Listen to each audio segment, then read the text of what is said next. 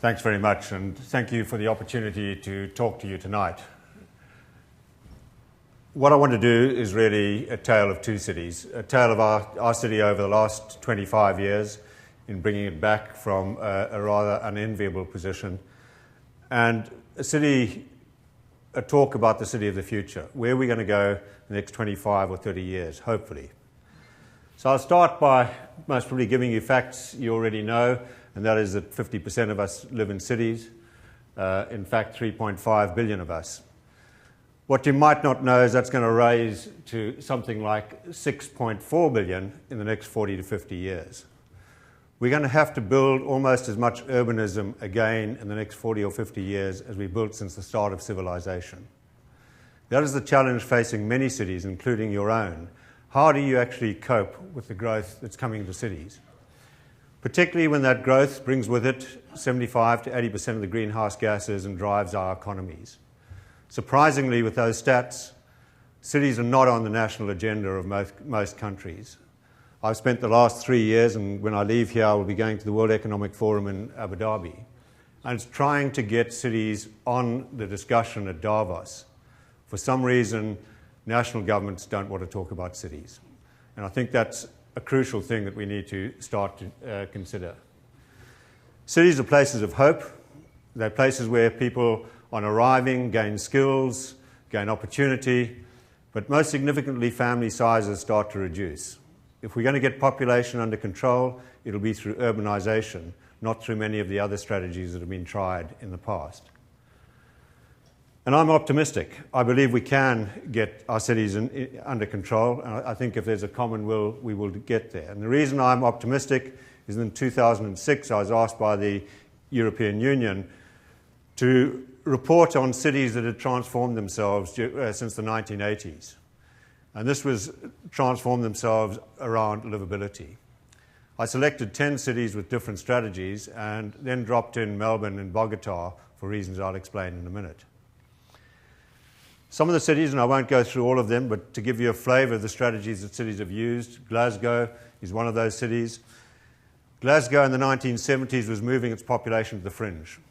With that, the city was starting to fail, and they had social problems and a lot of other problems that came with it. In the 1980s, they reversed that strategy and started to bring their population downtown. With that, they got increased viability of the city. They became the cultural capital of Europe one year, and they got higher retention rates in their tertiary institutions and high schools. Their strategy was to concentrate, not decentralize. The other city that took a different strategy was Bordeaux. Bordeaux was suffering the same fate of people leaving the city, and they decided they would actually concentrate on building quality public spaces, public buildings, and a fantastic public transport system. A tram system that has no overhead wires, has a third rail that operates on induction.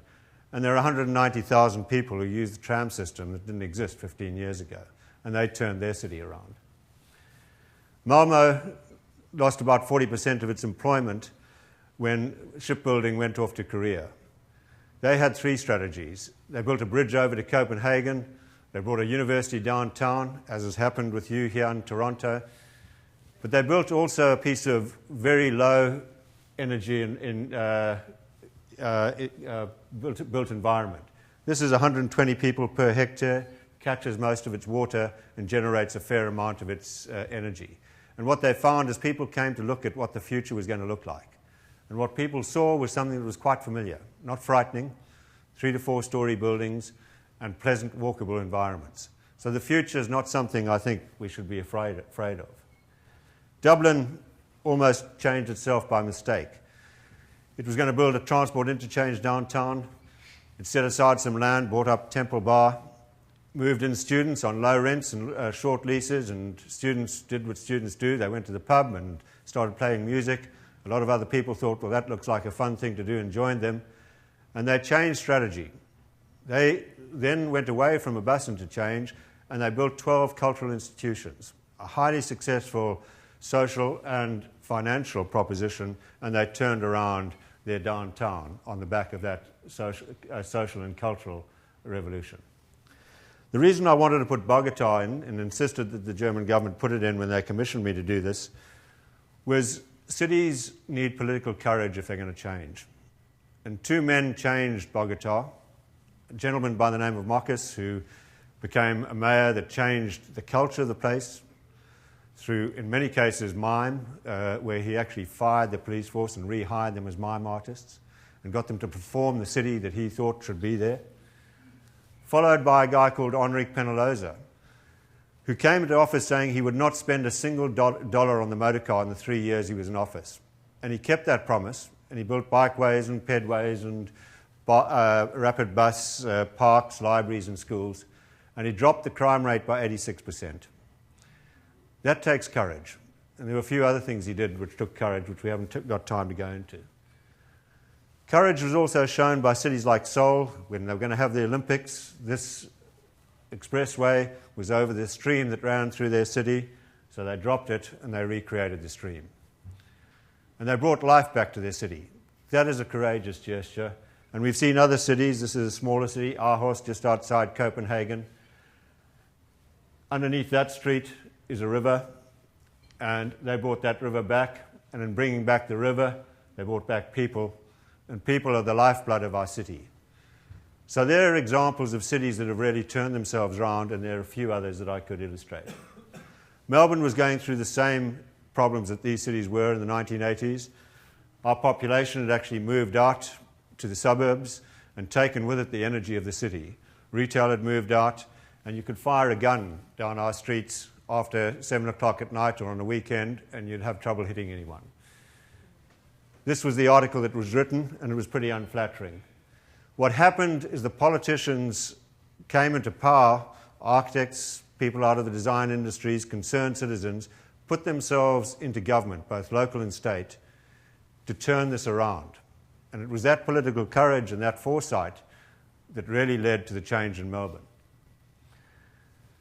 They talked about an urban design strategy, and they talked about how you in fact design and manage the city's public realm. And the strategy was really based on looking at their city, and I need to explain at this stage that I'm not talking at this stage, I will in the second, about the whole metro area. I'm talking about the downtown, pretty much the area you can see in that slide. And that's where our municipality exists. There are 26 municipalities in the metro area. So in the downtown, they took this area, and if you want to know what the public realm of our city is, we've got some magnificent parks that run around our city. We've got a river, not a very spectacular river, that runs through our city. But 80% of the public realm of our city is made up of streets. So the one-liner that I'd let you take out of tonight is if you design a good street, you design a good city. And think about the cities in the world you've walked around, including your own.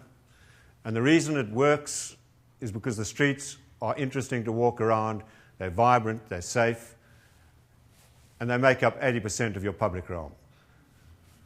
You'd ask yourself, why is that so difficult for cities to actually design good streets? And that's something that puzzles me, I must say. We wrote a strategy on how we would look at the different elements in our streets, in our city, the physical elements. We also had events and social policies that went along with this. And we took out the major patterns, physical patterns of the city, the waterways, the built form, the streets, and our public transport and parks. And you can see an illustration here of those elements. And the strategy was not to look at other cities and see what they had done, but to look at our own city and say, how do we take those patterns and how do we improve them? What values do we bring to bear against those patterns? Things like a clear structure, a distinct character, continuity and change. How much of the old stuff do we want and how much of the new stuff do we want? Because memory is important about cities. So I'm going to take you through a journey that looks at those patterns and looks at some of the values that we actually applied to them. I'll start with the waterways. We actually have two rivers and a creek that run into our city. And the city started on the Yarra River, which is our main river. And they sailed up the Yarra River, and in the top slide you can see a stone bar going out into the river. There was a waterfall there. That created a widening in the river, and that became our first harbour. In the 1920s, that harbour was joined to our city, and it was a walkable environment, something you could walk out to into the harbour under a rail viaduct that you can see snaking its way through the city up there. But by and this was one of the fish markets that sat on that particular site. Magnificent buildings. By the 1970s, they had knocked over the fish market to put a bridge over a road so you can miss one traffic light. They'd taken down most of the structures. They'd turned it into car parks and put roads through there. The city was no longer connected to its river. The challenge we had was, how do you reconnect that city with its river?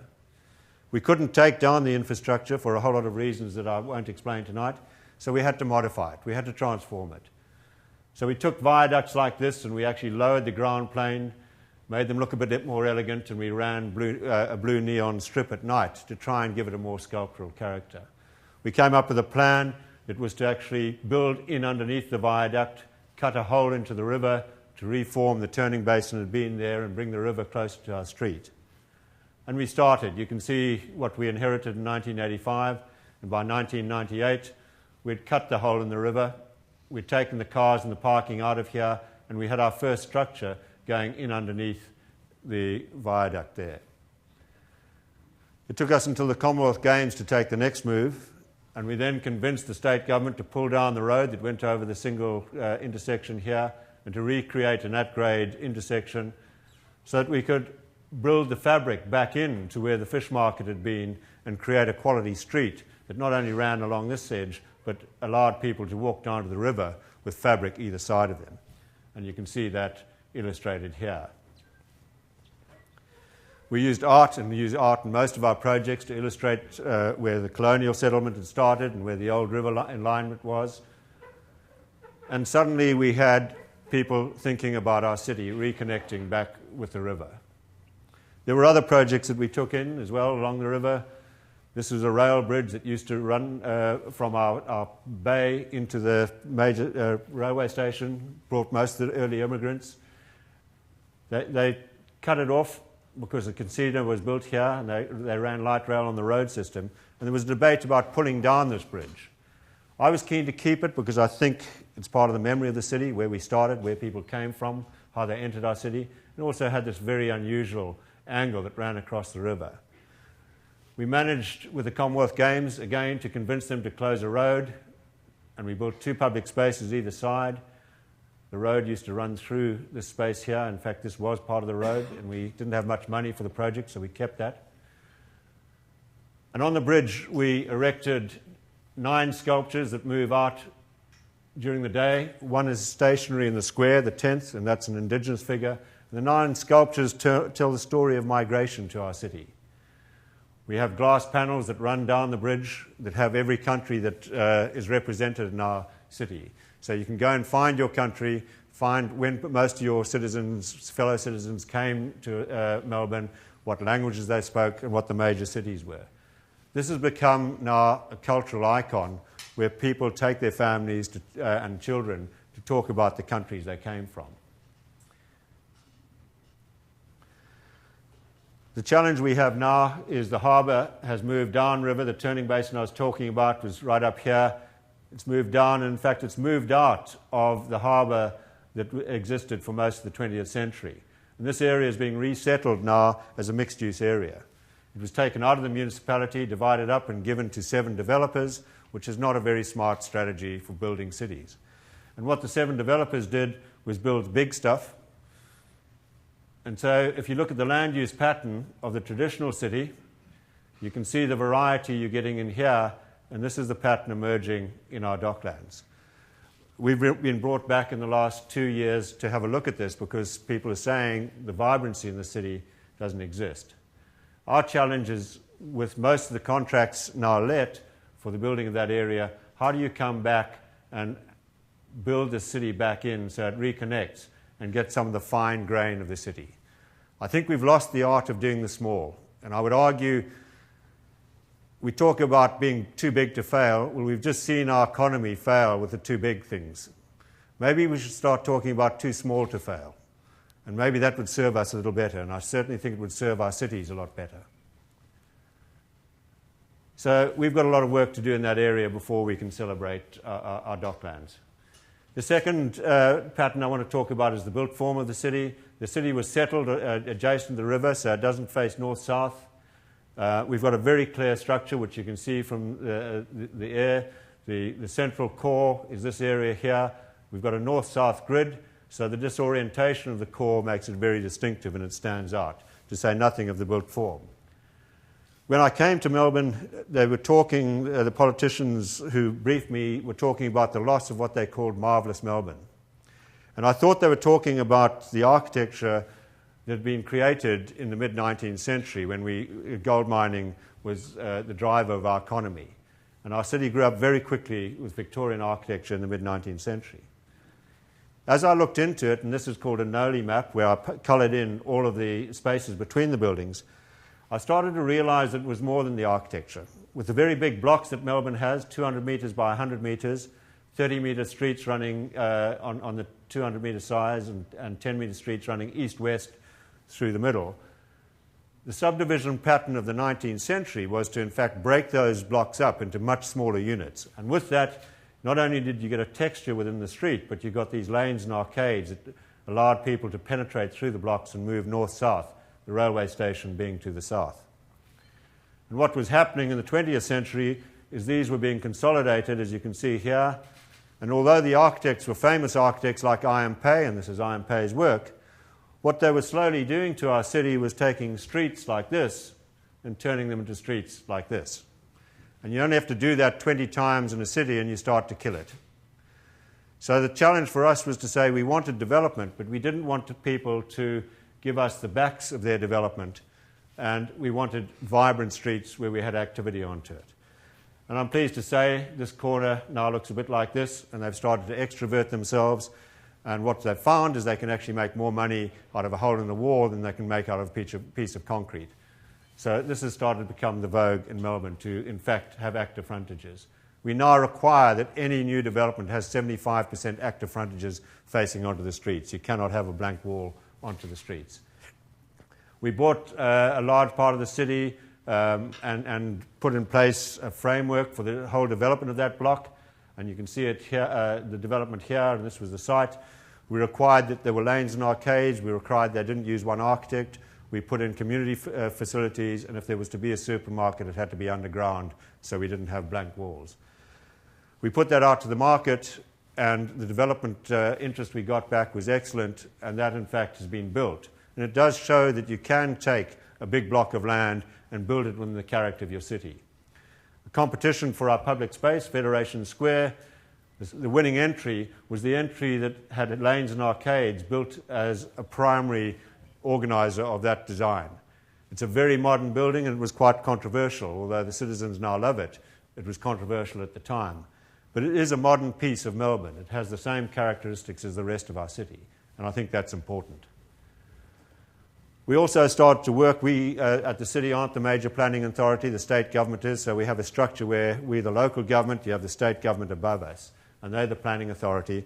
So most of our stuff has to be done by negotiation. And we started to talk with them about how, when you get large blocks like this, 200 metres by 100 metres, you might need to keep the fabric around the edge and protect the lanes and arcades that run through and allow the tall, big buildings to go in the middle. We drew diagrams like this, and fortunately, in talking to the people who were going to develop there, they understood the message, and we got buildings that were going to be knocked down, converted into pubs. You can see the new development poking through in the old development. Old buildings with a rental structure that actually gives them a completely different character and use to the new buildings. What this made me realise is there are very few things you have to do to make a good city downtown. We had a height limit. We kept the height limits, the blue and orange stuff. We kept our heritage buildings because they're important. And then we made everybody build right up to our street, so we got a continuous street frontage. And we determined where we wanted the open spaces, so that we didn't get windswept courts in front of buildings. And those few things started to transform our city. We worked with the character of our city. We had a distinct character whereby, with the 40-metre height limit that had existed until 1961, buildings had been built up to that height limit, and you got this variety of character running along. When new buildings came in, In this case, we made them keep the facade, and I know that's not good planning, but it's actually allowed us to keep the character of that street running down. This is a car park which had a commercial frontage, and it's not about old versus modern. Those buildings sit comfortably next to each other, so it's not about architectural style. This building sits very comfortably in that street. It's architecturally challenging for some, but it's interesting, and it has the variety that actually adds to that street. So this was something we were quite happy to give a permit to. And people like Frank Gehry understand that context, that you can actually drop modern architecture into an historic streetscape without destroying it. Many cities, I think, have lost that message, and my personal view, this is an early shot of La Défense. La Défense, in that beautiful city of Paris, is the plonking of architecture without the consideration of how you create urban space. And it cuts itself off from the rest of the city with this freeway that runs around the back. With the developers now starting to work with us to develop good streets, our challenge became the creation of public spaces. And this used to be our Pigeon Square, and I walked past your Pigeon Square the other morning.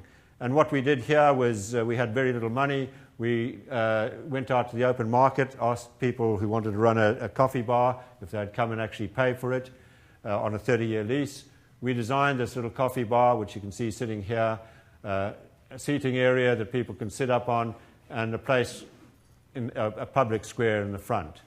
We cut a hole in the town hall. This used to be a window, and we extroverted the town hall. But most importantly, we got a flower seller to sell flowers on the corner. Very low rental, but he had to stay open until 10:30 at night. And suddenly we had our passive policeman. So with our flower seller, our hole in the town hall, and our cafe, we started to turn around that corner and make it a place that people enjoyed visiting and felt safe in. This was a traffic island that we converted to a celebration of our Chinese community. This was our city square that had won an architectural award and been opened by the Queen. But with no fabric around it, there was nothing to drive activity into the square. Squares are only as good as the stuff around them. Architects, we like to believe, and I'm an architect so I can say it, that we can stick stuff in there and the stuff will actually create activity. It never happens. It's the stuff around the edges that creates activity. So what we did is we actually chopped the square in half. We brought it back down to the bottom of the water wall. We sold this side off for $12.5 million. We invested the $12.5 million in the cinema that had been dark for 20 years. And we got the new development to build back a frontage that gave activity back onto the square. Smaller spaces are easier to occupy, and this square is now a much loved little place in Melbourne where people come to have coffee, sit around, and spend their lunchtime. It has artworks, it has a water wall in memory of the old water wall, and that's become a bit of a courting scene. We find you can stick leaves on it and they actually propose to each other by just sticking a message on the water wall. Federation Square was a space that's capable of taking a few hundred people, but a few thousand people. And that's a very difficult thing to do with a square, and very successful outcome from the architects of that square. So this is what was happening to the public space in our city. This is 1983 when we started the strategy, 1993, 2004. So we started to slowly add in public spaces while the streets were being put together through the development market. Sustainability can be given many terms, but for us it is essential that we bring back a population to our city. We were lucky enough, we had said in 1983 that we wanted to get 8,000 people in 15 years living downtown. We had no idea of how we were going to get there. It was an aspirational target. At the end of the 1980s, when the property market crashed, we got a lot of people actually moving out of second-rate office accommodation into the prime office accommodation that had been overbuilt. That gave us an opportunity to come in and, using a number of strategies which we haven't got time to go through tonight, encourage people to come and live downtown. We were told Australians don't live downtown, and the question I suppose I had is, have you ever asked them? Have you ever actually provided something for them to come and live in? So we promoted the conversion of buildings like this to residential, and this is arguably the most important building in Melbourne. Modest, as you can see, but important because it was in receivership with Macquarie Bank. And we got hold of their property manager, a guy called James Kerrin, who was an enlightened person, and we said, why don't we actually try residential, buying off the plan? So he got an architect to design 36 units for this. It has no car parking in it. And without building the units, he sold all of those units in 3 months. He got so excited he did another 5. Once we had a bank building residential downtown, the market started to change. And what happened in our city is buildings like this, some of our historic fabric got saved. We had some new buildings that came in. We had buildings like this that were refinanced. This was a hotel, and they sold every room and guaranteed a return on it. And they gave active frontage down on the street, unlike what we had had before. This was a building here, sitting behind that statue there, which was unprepossessing, and this was it converted to residential. This was a building where they actually just added 5 or 6 floors on the top of it. So we suddenly had a different flavour coming to our city. You could tell the city changing by the changing skyline, where there was some quite interesting architectural effects taking place. But the most dramatic thing that was happening was that each of those dots is 5 dwellings, and that's 1983, that's 1992, 97, 2002. That substantially changed our downtown. We suddenly had pubs, bars, supermarkets.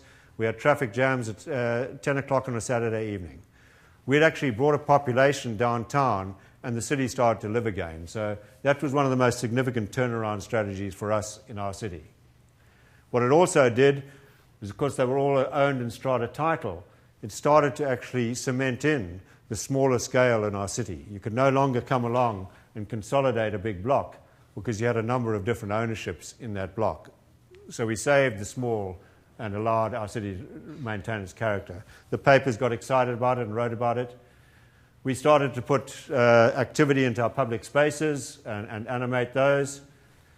The next thing pattern we started to deal with, and this was all happening starting in, this strategy was written in 83 and published in 85, we started to win back the streets from the car. It wasn't a popular thing, and if we told people too much about it, most probably wouldn't have happened. So what we went in and did is we started to steal back bits of the street. And this is about 15 years old, but each of those red things is where we had widened a footpath or put a median down a road, and this is one of the first, Lygon Street, which is our Italian quarter. Here you can see the downtown. We removed the parking from one side of the street and added it to the footpath, same street a few years later. And what that meant is people could walk with some dignity, and when they were slowing down and not rushing past each other, they started to shop or stay back and have coffee. And the city's retail environment started to turn around. Lanes were colonized by traders.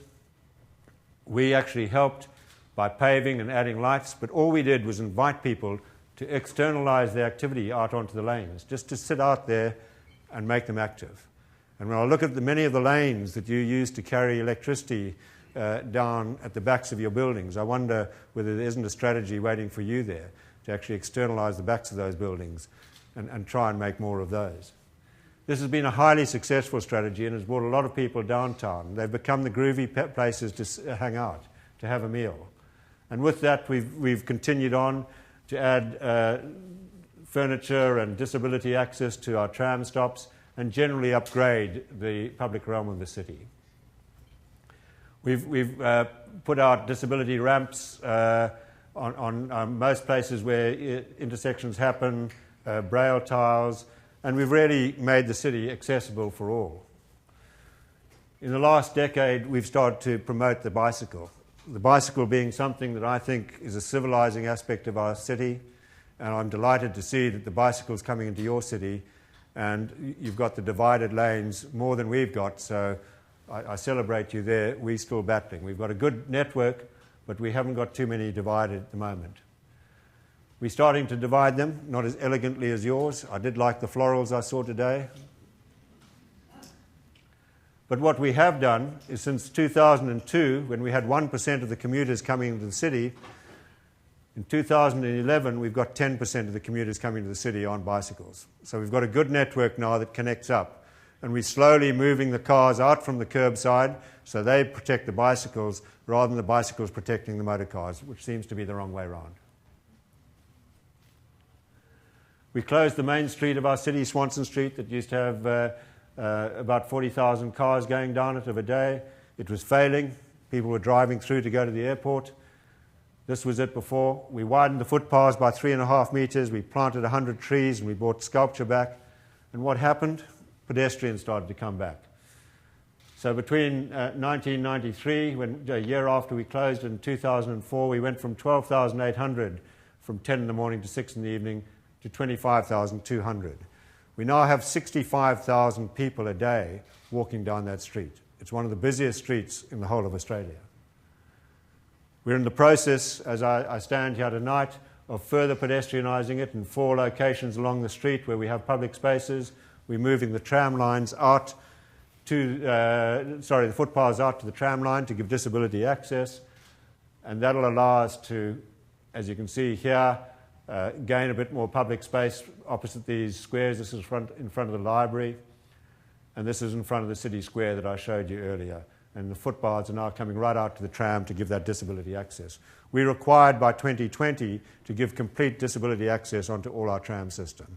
So this is part of that agenda. The important debate is what do you take control of and what don't you take control of. We took control of what we thought the essential character-making part of our city was, the footpaths. And back in '85 we said you can only pave your footpath with one material. It's the blue stone that makes up the traditional stone of our area. With that, in 1985, we had 3 little areas of bluestone in our city.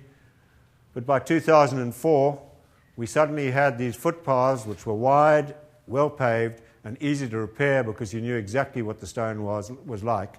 And since 2004, we've almost got about a half of that again. What that gives us is a walkable surface into which you can add art, cafes, trees, signage, and people, which make it active. But they get a good walking surface that enables them to use the city as it should be used. The art program has been extensive, and these are just some of them. Some of them are temporary, some of them are permanent. This is, in fact, a ventilation shaft for a Telstra cable that runs underneath the street.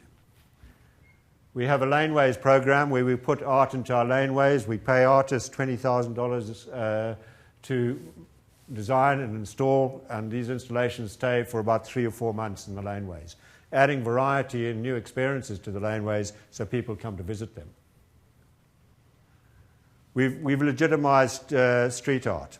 We've basically said we didn't like tagging, we couldn't see the point in that, but we actually would celebrate the street art, and we've set aside some of the areas of our city where street artists can come and change the street over a periodic basis.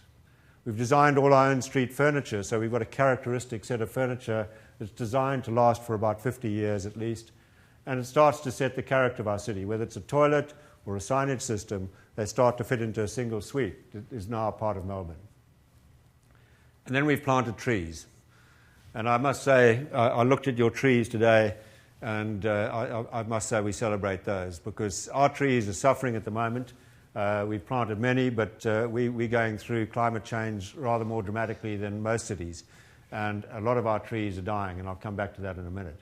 But trees are the single easiest way to change a city, and you know that because you've done it with your city. These are some of the trees we planted in our central area since 1993. What we're having to do now is try to get as much water as we can into the trees, so we've actually put them in the road so the water runs into them before it goes into the drain. Or if it does go into the drain, we then take it off into the tree pit before you get the overflow back into the drainage system. We've got a strategy of trying to get as much water back into our soil as we can because we need it. And then we've celebrated the senses. We've actually got places where people can have coffee, where we can sell flour, fruit, and installations that are artistic that actually, in this case, provide music. And all we've done here is say to people, low rental but high quality. So we watch them actually put quality back into the street, and the money we take out of it is not significant, but that's not the issue. But our trump card is coffee. If you come to coffee, you'll know what I mean. We're lucky to have a strong Italian community, and they've brought us the highest quality coffee and the art of the barista. So what we saw in 1983 is we had 2 little coffee bars sitting on the footpath, and we thought we could do better than that, and we started to make it easy for people to have cafes on the street. And now, with the smoking legislation, you could almost double that. So people sit out and enjoy it, and people say your climate isn't a good climate. And I'm sure people say that of Vancouver. But they still sit out there and have their coffee. Our public transport system, we inherited a fantastic public transport system, and I'll come back to this in a while because it's very much a part of our future. But we've got fantastic trams. These are some of the older trams. We do have a few newer ones. And we're starting to, this is state government runs transport, build decent railway stations so people can use the rail system, which is excellent. The final pattern that we started to reinforce was our parks. Our parks, this fantastic emerald necklace that runs around our central city, is one of the most handsome park systems of any city in the world, with close proximity to that. And again, every time I look at Vancouver, I can see the similarities, what we would do for Stanley Park. Just a fantastic asset, so close to the city. And we started to say, well, let's join it up. Let's start to celebrate it. Why don't we asked the question, why don't we actually connect this park system that runs all the way around our eastern side of our city, a fantastic park system that could, over time, become more joined. So this was what we were inheriting. We had 2 buildings sitting in front of our cathedral. They came down, and we had 54 railway lines dividing our city from the river. When we did Federation Square, we actually lived out a dream we'd had in 1986, which was to take what was a divided park system and say, what if? What if that park system could join round? And we had a state premier of the time who could be convinced to take some heroic gestures, and he moved the marshalling yards to the exterior of the city, and he allowed us to design a park that was actually designed around the character of that area, and I haven't got time to explain it, but it was very much about memory. And this was the 8-hectare park that now sits between the city and the river, and has allowed us to rejoin our city with the river. So slowly we're starting to put those patterns together. The strategy was one of incrementalism, small things done over a long period of time, accumulating into a significant change. We've provided places for people to sit without having to buy coffee, but most of all, we've recorded all the small gestures we've made over the last 20 years, and we're about to do the third take on it. And it's allowed us to go back to the general public and say these are the things that have changed, and they've changed significantly. Because when you do a lot of things slowly, people tend to forget the significant change that has actually happened in the city. And thankfully, the papers got the message and started to write nice things about our city. One of the important things that I'd like to leave with you is you can think this is about beautification. You can think this is about making things look better. But it's actually about finances and social issues as well. These are our property taxes. What happened to the property tax is because we were bringing more people into town, we used to take 13 cents in the dollar back in 1995. By 2006, we were taking 6 cents. We weren't taking less money out. We were taking the same amount plus CPI each year. But we had a broader base to distribute that tax against. We also were building no new infrastructure, no new roads, no new drains, no new tram systems. So we were actually getting more out of less. And I think there's a secret there for the future, and I'm going to take you there in a few minutes, because I think the strategy for the future is not to just carry on building stuff, but to actually get more out of what we've already built. And in that way, we might be able to afford it, and we might be able to get to the solution. So it's a financial argument as well as any other. In the year 2000, a very enlightened Lord Mayor, John So, said, what do we do next? And we said sustainability is the big agenda. Sustainability is going to drive our cities for the next 20 years. And we set some fairly ambitious targets that we started to achieve. We worked out a formula as to how we would get there, and one of the most significant things was to get a 50% reduction in our buildings, which would actually drop 1.8 million tonnes of CO2 out of our municipality. We put things like solar voltaics on our historic market so people could actually visibly see things were starting to change. Every building we've built since then has been a very low energy building. This is a little library just on the outskirts of the CBD. Gets a lot of its energy from geothermal by tapping the heat in the soil below. Even small buildings like this, we collect energy and collect water. This bowling club uses the bowling green to run cables out underneath the bowling green, with pipes with water in them that are used as geothermal as well. And it's naturally ventilated with the windows opening up, and because of the very strong core built out of concrete, we can actually collect that cool energy overnight and use it the next day. We started roof gardens, and I thought this was going to be an impressive slide, and then I opened the curtains in my hotel and looked over your convention centre, and I thought, should I take this out of the presentation? I thought, no, I'll leave it there. It's small, but look, I don't believe the economist either. I reckon you guys are getting there far faster than we are. But anyway, we'll leave that for someone else to say. This is a tiny little venture playground for kids. This was our big project. This was the first LEED platinum building, office building in Australia. The mayor, when he said, how do we actually show people what we have to do, we said we build the most advanced office building in the whole of Australia. I sort of said that, and then he said, okay. And then I went home and thought, now what do we do? And we got a group of people together, and we did this by charrette, and we actually designed it. There are many features to this building, but the most important one was to recognize the temperature of the climate we live in. This is where you want to keep the temperatures of office buildings around about 24 to 25 degrees. And this was the temperature of our day. Our daytime temperature is hot, our nighttime temperature is cool, and this is during summer. So the most efficient thing in this building is to be able to open the windows at night and cool the building down. So the windows automatically open at 1 o'clock in the morning, cool the building down, and that saves us 20% of the energy. It is the most important thing in the building, and that's why it's the only slide I show. I could show you chilled ceilings and phase change materials and turbines and all the rest of it. But the important message here is think about the climate you're designing your buildings on and see if you can capture some of that energy, because that's very cheap. Our parks and gardens are our biggest headache at the moment. We're starting to suffer from a low water regime. You can see from this, 30% of our trees will be dead in 10 years, and 48% will be dead in 20 years. That's going to dramatically change the character of our city. I'm going back to actually release a strategy in November as to how we try and actually accommodate this significant change in the environment of our city. Why is this happening? Because we planted a lot of our trees in the 19th century, and we've got fantastic stock, but they're very old trees. The other significant thing is these are our droughts. And you can see we had a lot of droughts, but we never had an 11-year drought. That's not a drought. That's climate change. And that is something that we're all going to have to start to live with. This is what's happened to the rainfall in our city. Those were our averages over a long period. This is over the last 11 years. So suddenly trees that were used to being fed from above and getting sprayed with water weren't getting that water because our dams were low. And we had to, in fact, try and drip irrigate them to feed them, and it didn't work.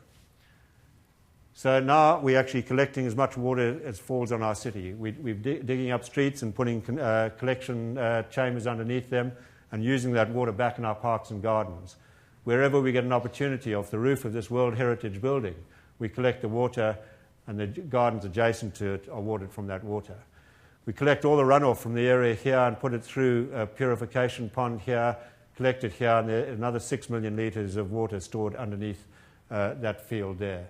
And that allows us to water the whole of Royal Park. And these are some of the projects that we've got running with water. So water is the new gold in Australia. We've got to, in fact, keep and capture all the water that actually falls on our city. That's really a story about a city over the last 25 years, and I'm going to go very quickly now to what I think the next 25 years look like. I think we need to look back and see why we're at the stage we're at. Our cities, I think, overreacted to the Industrial Revolution. We believed Ebenezer Howard that we could somehow live in the country and work in the city, Garden City movement. If only the trams in Melbourne were as empty as that. This is the stuff we built, and this is how we spend a good part of our day. And it's failing us. This is an intersection just outside the CBD. And when you know you're building that stuff and you think that's solving a problem, you know you're failing. There's not a city in the world that has actually built its way out of congestion by building more roads. And yet we're still trying to do it. And it's a failure. We need to look at what's happening to our city, and there's some interesting trends if you look at Australian cities. The first thing is, if you look at all the capital cities of Australia and you look at the people on an index, and this is done by Griffith University, it's called the Vampire Study, and you take mortgage prices and petrol costs, you can see from 2001 to 2006 the increase in the number of people who are experiencing financial hardship. We're dividing our city.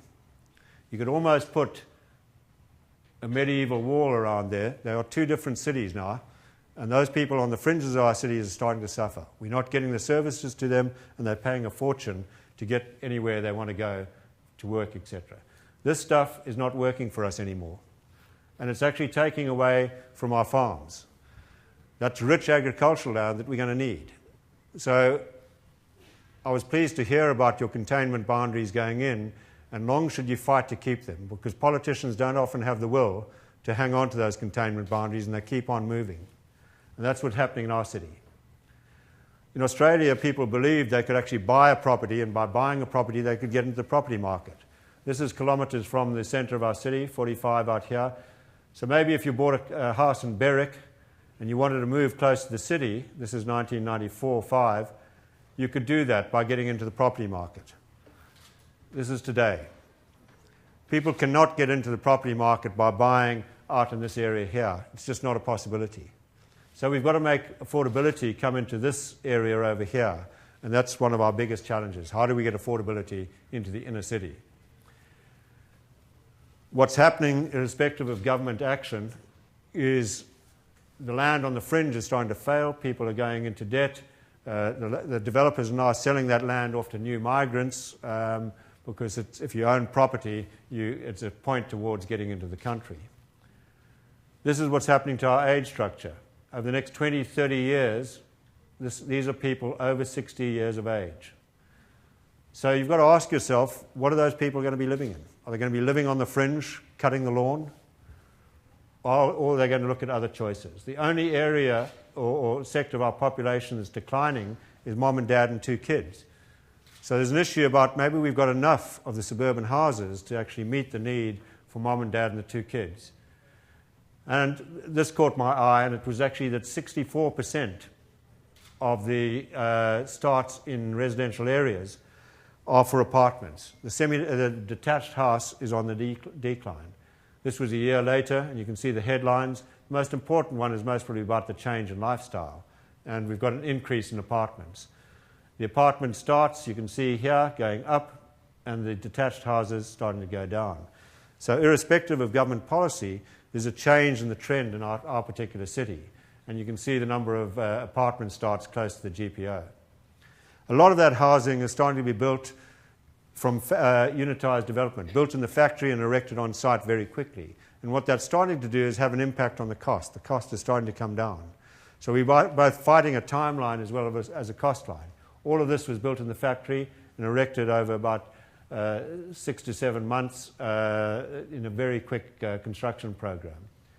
This building went up from the first slab here to 8 stories in 3 weeks, with the builder only working between 6 in the morning and 10 o'clock because of the car park down the lane where he was loading on these units.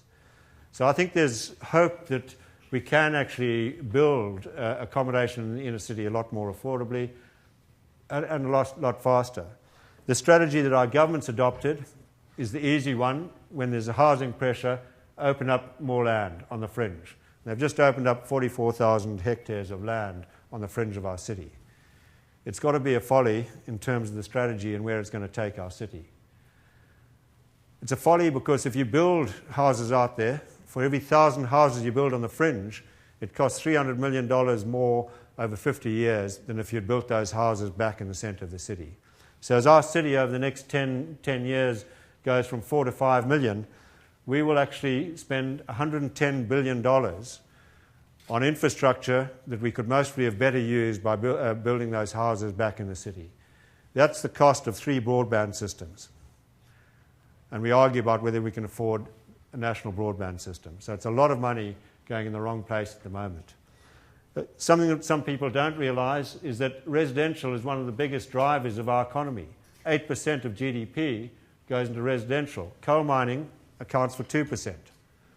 So if we're building a lot of stuff in the wrong place, what is that doing to the national economy over time? And we've seen what's happened in the States with the subprime market. The question that we asked ourselves is, what's the alternative? With those trends, how would you build the city of the future? My mind went back to the university I studied at. I was born in Zimbabwe, and I studied at Cape Town University. It sits on the side of Table Mountain.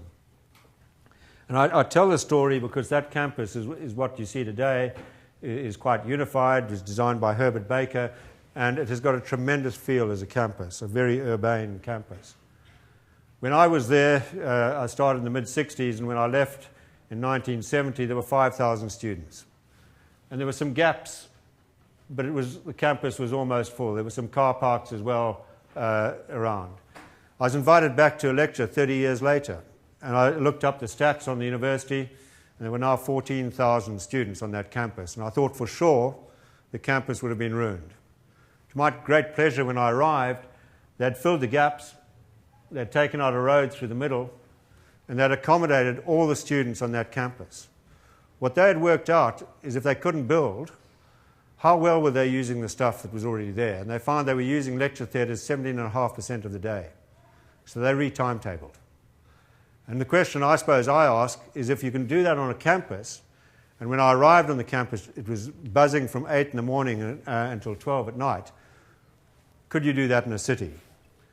So we set about looking at our city, and we jumped up in a helicopter and looked at the city, and we saw that around the railway stations, there's a railway station in here, if you drew a line around the edge of the development around that railway station and didn't expand back into suburbia, it came to about 3% of the metro area. And if you built to 60% of that and no higher than 8 stories, so this is not high-rise, 8 stories, you could get 860,000 people living within a walking distance of a railway station in our city. Why was that important?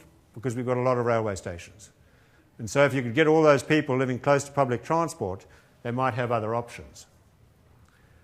The next thing we looked at is the road-based public transport, the buses and the trams.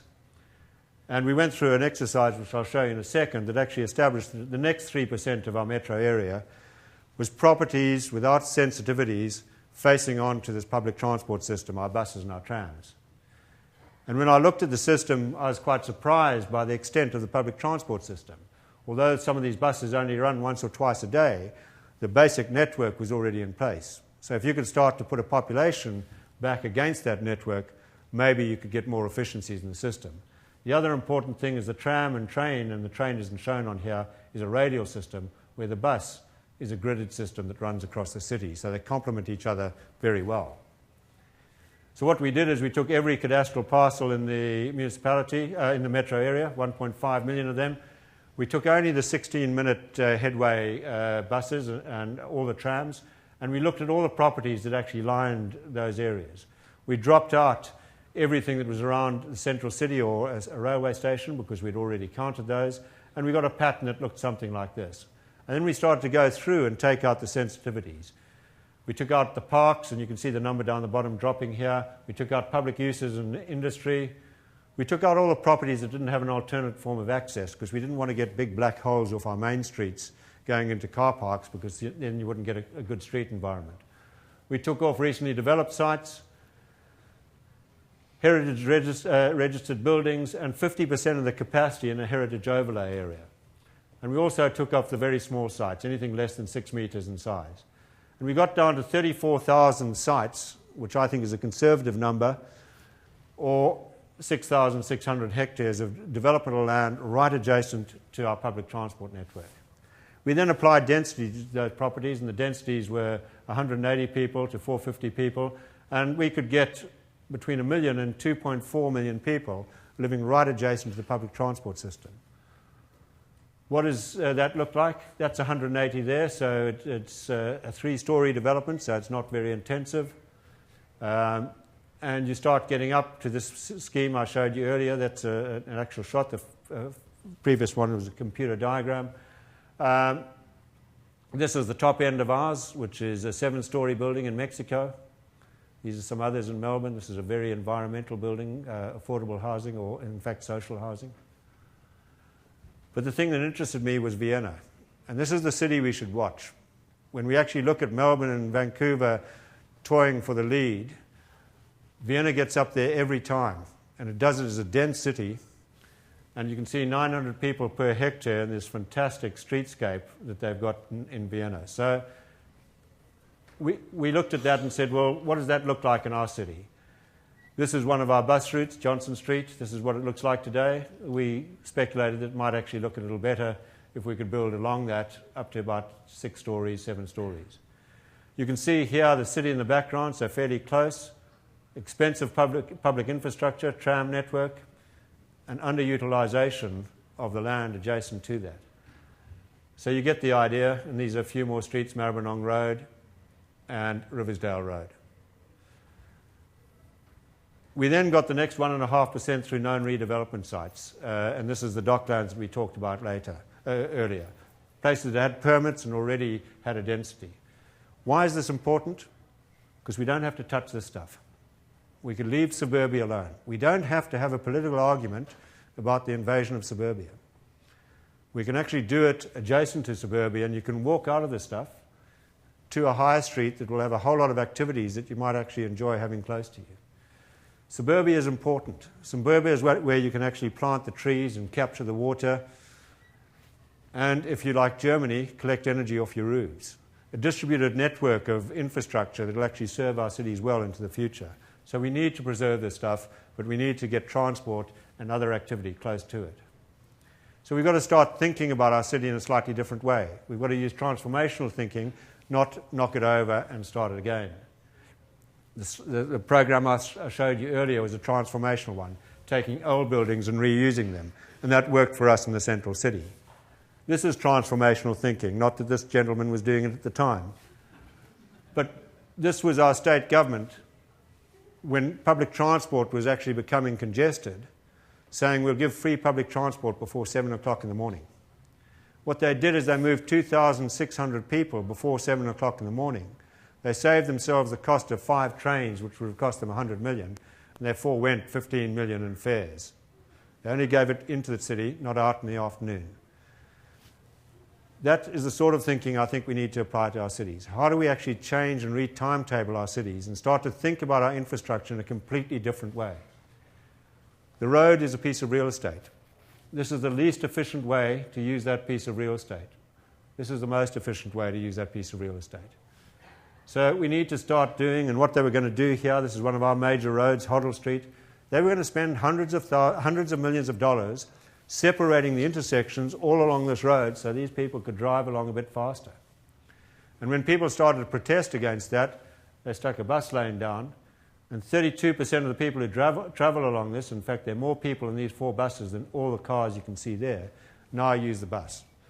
So we just need to be sensible about reallocation of that real estate and get a system that actually works in a timely way, in an affordable way, and we can start to actually solve our problem without trying to build our way out of it. We were criticised and we were said that our strategy would cause congestion and people wouldn't be able to move around. But if you go to the stats, this is the Australian Bureau of Standards, as you get closer to public transport, people own fewer cars, and that's not surprising. I'm sure there are whole areas of downtown Toronto where people don't need a car at all because they can walk to most of what they need. If we give priority to buses in the way we give priority to trams, maybe we could actually drive from the fringe of our city down the centre of our road, and instead of actually jumping onto the tram system, we just carry on going. So we can go bus, tram, bus, tram. So if you want a cheap solution, don't start laying lines for trams. Just start giving your bus the same priority as the tram. It's the same vehicle, the same size, and most probably a bit more flexible, and the system's a lot cheaper. So I've become a great believer in buses. I'm also a great believer in public transport because people who take public transport tend to walk for about 40 minutes a day, whereas people who drive in the city walk for about 7 as part of their commute. And we've got an obesity problem in our country. I think we're either worse than America or just behind America, but it's not a good look. And we spend $58 billion on obesity each year. So how do we implement this? I actually think it's quite easy, and I think we've made it too complicated. I think we've got to tear up our planning schemes, and we've got to rewrite them in a way that tells people where we want development and where we don't want development. What's happened to our planning schemes is they've been incrementally added onto over decades, and they've become unintelligible to even those of us who work within the planning profession. So how would you write that? Well, if you had a piece of town like this, you'd basically say, we want to build in these areas, and we give as of right development up to 8 stories as long as you do certain things, but we want to preserve the character of these areas. So it'll be very difficult, almost impossible, to get any of this stuff in there. And you write the rules according to that philosophy. We know it works in Melbourne because we actually did it on one street that runs up to the university, our busiest tram route. And in 15 years, we got this high-density residential running along that street. You can see the tram coming here. And immediately behind it, we dropped back down to 2 stories into a heritage area within our city. So what does the planning scheme for that corridor look like? That's it there on one page. Never build higher than the width of the street. Have a cut-off angle to the back so you don't overshadow the neighbours. Try and get entry from the back so you keep a quality street in the front. A few other things, and you mostly find you get good development. So we can start to look at our planning scheme in a completely different way. And why is it important? Because we can start to make this strategy work. What does that strategy look like? That's our city. These are our public transport routes. You have to supplement some of them. The development starts coming out along those routes. Some of the infill sites get filled up as well, Docklands and E-Gate. You don't build in this stuff. This becomes your new green lung. You can then walk from this stuff out to where you might find a doctor or a cup of coffee. You might even find a childcare centre that isn't 120 places, but is 10 places with 10 serviced offices. So the economics around childcare might not be around 120 kids. It might be around 10 parents who've taken time out to have a kid and work next to their kid and form a social network around that. So again, it's about the small.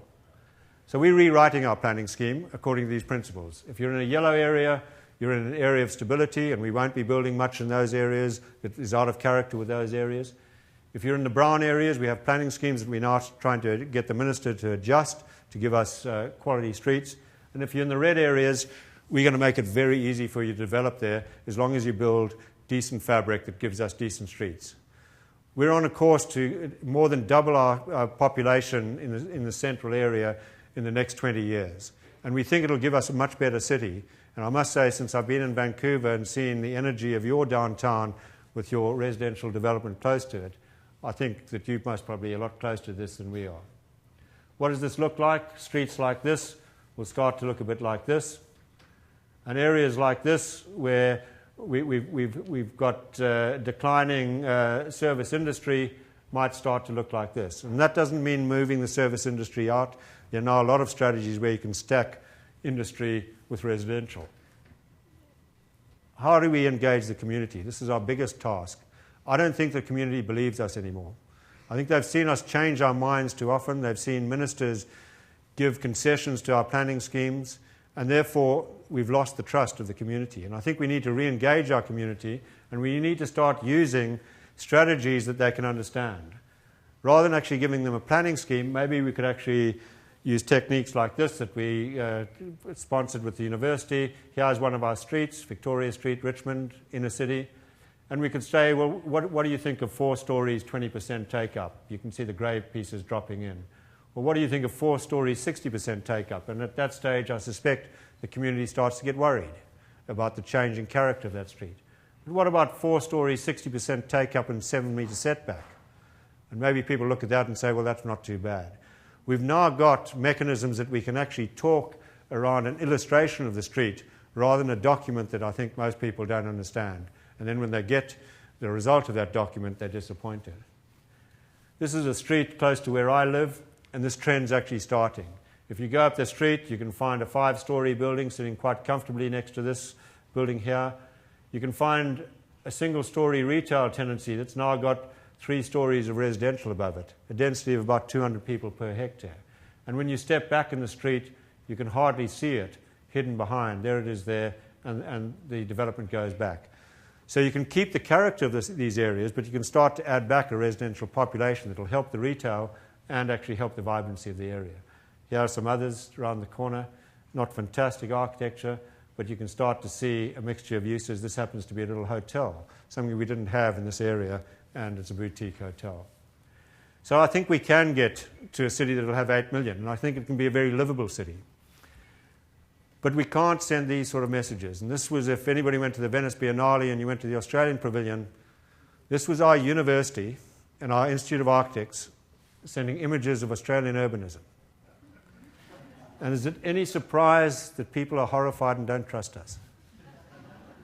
This is living by the coast, and this is suburbia. The reality is this. Here's our city. Here's the tram poking its nose down the road there. And here's the fabric in behind that we think is worth keeping. What's that going to look like in 20 years' time? It's going to look like this. There are going to be more trees in the road because we're going to need to mitigate the heat island effect. We're going to have solar voltaics on the roof to collect energy, and we would have collected water off the roof. And we'll have 5 to 6 story development sitting along that road with a public transport network. The future is actually not frightening. And we've got to start engaging a community in a debate that allows us to look at the future in a realistic way. And I think it's a future we can all enjoy. And given the stats on the greenhouse gases and the population growth, we've got very little time to get there. So I hope you enjoyed this evening. Thank you very much.